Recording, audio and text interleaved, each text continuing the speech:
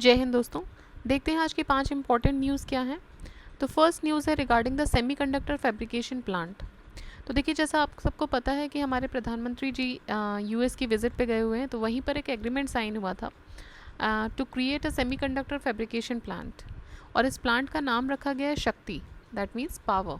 ठीक है, तो ये फोकस करेगा on making the advanced super computers.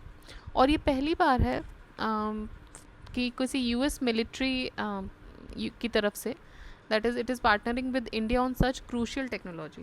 Crucial इसलिए बोला जाता है बिकॉज सेमीकंडक्टर्स का यूसेज जो है वो बहुत सारी जगह पे होता है, चिप्स में एंड ऑल। तो ये हमारे पर्सपेक्टिव, डिफेंस पर्सपेक्टिव से भी बहुत इंपॉर्टेंट है। ठीक है, तो ये पहली बार ऐसा हुआ है, एक यूनिक फीचर है कि यूएस मिलिट्री ने जो है वो पार्टनरशिप की हुई है इंडिया के किसी प्रोजेक्ट के साथ। ऑलराइट, एंड ये जो प्रोजेक्ट है ये इंडिया के सेमीकंडक्टर मिशन का भी पार्ट है, which is aiming to boost India's capability in this field. और उसको सेल्फ रिलायंट बनाने के लिए भी ये मिशन लाया गया था। This partnership will put India among a small group of countries जो कि प्रोड्यूस करेंगे advanced super conductors on their own, जिससे कि जो बाकी कंट्रीज़ हैं उन पर डिपेंडेंस जो है वो कम हो सके। Alright, so this is about the semiconductor fabrication plant, जिसका नाम रखा गया है शक्ति। और ये किसके साथ हो रहा है? यूएस के साथ, यूएस मिलिट्री के साथ। नेक्स्ट देखते हैं severe droughts and record wild Fyers. तो ये कहाँ देखने को मिला है? देखिए, ये देखने को मिला है अमेजन रीजन में, अमेजन ब्राज़ील, उस रीजन में ये देखने को मिला है। And it phase one of the severe droughts ever 2023 में। और सितंबर 2024 तक बहुत सारी रिवर्स जो हैं उनमें एक सिग्निफिकेंट वाटर लेवल का ड्रॉप देखने को मिला है, मतलब बहुत ही ज़्यादा वाटर लेवल जो है वो नीचे जा चुका है। सो seeing all this, Brazilian government ने डिक्लेयर किया है state of emergency in 6 cities. देखिए, क्या है कि ड्रॉट की वजह से वाइल्ड फायर्स में भी बढ़ोतरी देखने को मिली है, सिग्निफिकेंट राइज हुआ है। और ये जो फायर्स हैं, ये इनकी वजह से एक लार्ज अमाउंट ऑफ कार्बन जो है वो एटमॉस्फेयर में रिलीज़ हो रहा है, and it is reaching the highest level of carbon emission since 2005। अब रीजंस क्या हैं ड्रॉट के? 2 इंपॉर्टेंट रीजंस हैं, एक तो है क्लाइमेट चेंज और अल नीनो, ठीक है, और दूसरा है ITCZ, that is inter tropical convergence zone. तो अल नीनो की वजह से तो आपको पता है कि एक जो वेदर पैटर्न होता है उसकी वजह से रेनफॉल रिड्यूस होती है। ITCZ क्या करता है? ITCZ भी रेन को कंट्रोल करता है। कैसे? कि जो अपने अपने जोग्राफिकल बेसिक्स में पढ़ा होगा कि जो वार्मर ओशियन टेम्परेचर्स होते हैं आपके, ठीक है, खासकर आप देखिएगा कि ट्रॉपिकल रीजन में जैसे अटलांटिक वगैरह है, सो इनकी वजह से ITCZ जो है वो थोड़ा सा और नॉर्थ की तरफ पुश हो जाता है, और इस वजह से अमेज़न रीजन में रेनफॉल जो है वो कम होती है। ठीक है, तो ये 2-3 रीजन्स इसमें इम्पॉर्टेंट हैं, जो कि ITCZ और El Nino and climate change, जिनकी वजह से ड्रॉट की स्थिति आ रही है। इससे पहले भी इस रीजन में कुछ मेजर ड्रॉट्स पड़े थे, जैसे कि देखा जाए तो लास्ट 25 ईयर्स में 4 सीवियर ड्रॉट्स देखे जा चुके हैं। 2005 में, देन 2010, 2015-16 एंड 23-24। अगर आप देखेंगे तो ये 5-5 साल का ऑलमोस्ट साइकिल है। यहाँ पे थोड़ा सा डिफरेंस कम ज़्यादा हो जाएगा, बाकी 5-5 साल का साइकिल ये ऑलमोस्ट देखने को मिला है। ठीक है, तो ये है आपका ब्राज़ील में, अमेज़न रीजन में। नेक्स्ट देखते हैं next generation launch vehicle, that is NGLV। तो यूनियन कैबिनेट ने अप्रूवल दे दिया है इसको डेवलप करने के लिए, नेक्स्ट जनरेशन लॉन्च व्हीकल का। अब ये क्या है नेक्स्ट जनरेशन लॉन्च व्हीकल? तो देखिए, एक नया एडवांस्ड रॉकेट सिस्टम है जो कि इंडिया की एबिलिटी को इम्प्रूव करेगा to launch the missions in space. और ये थोड़ा एडवांस इसलिए भी है क्योंकि ये नॉर्मल जो अभी तक हमारे जो पेलोड्स जितना ले जाते थे उससे ज़्यादा पेलोड ये ले जा सकता है। तो ये 30 टन्स तक ये लो अर्थ ऑर्बिट में कैरी कर सकता है, जो कि अराउंड 3 गुना ज़्यादा है than what India's current LVM-3 rocket जो है वो हैंडल कर रहा है।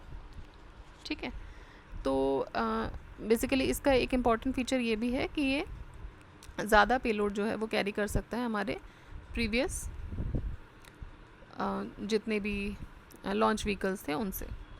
ऑलराइट, और इसको रीयूज़ भी किया जा सकता है, ये भी एक इम्पॉर्टेंट फीचर है कि इसको रीयूज़ भी किया जा सकता है। रीयूज़ का मतलब इसके जो पार्ट्स हैं उसको आप दोबारा नेक्स्ट मिशन के लिए भी यूज़ कर सकते हो। तो एक तरीके से ये पॉकेट फ्रेंडली भी है। और इसमें जो बनाने में जो लागत आई थी वो LVMB उसका 50% ही आई थी, कॉस्ट इफेक्टिव भी है ये।